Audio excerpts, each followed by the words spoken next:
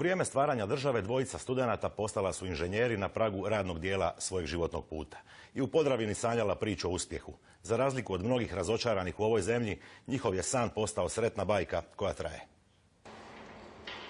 Usred Podravine u Kalinovcu dvojica inženjera strojarstva, Podravac i Zet Dalmatinac, otvorila su obrtničku radionicu.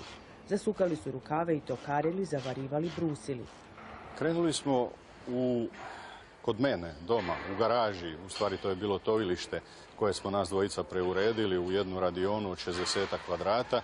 Ulaganje u kadrove i tehnologiju, snažna orijentacija prema razvoju, inovativnost i izvoz, recept su uspjeha ove tvornice komunalne opreme.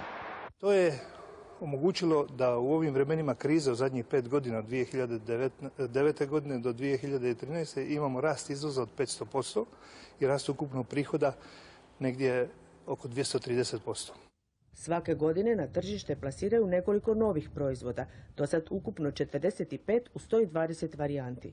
Nova je zvijezda Muvo, malo univerzalno vozilo, za sad nosač 15 priključaka i alata koji složene komunalne poslove obavlja sve dane u godini. Čisti, pere, posipa sol, odvozi otpad.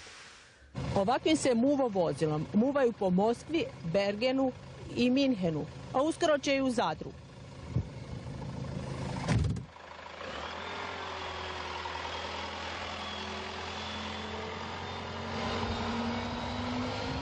Mi izvozimo gotovo 80% svoje produkcije na preko 30 tržišta u svijetu i nije čudo što je vanjsko tržište, strano tržište odgovorilo prije nego domaće tržište. Većinu komunalne opreme prodaju na javnim natječajima u Europi. Mi nismo smatrali da smo najpametniji na svijetu, nego smo tražili ljude koji će svatko u svojem segmentu dati najviše. Tako se dokazuje svakodnevno u Kalinovačkoj tvornici komunalne opreme može poslovati i uspjeti i u vrijeme gospodarske krize.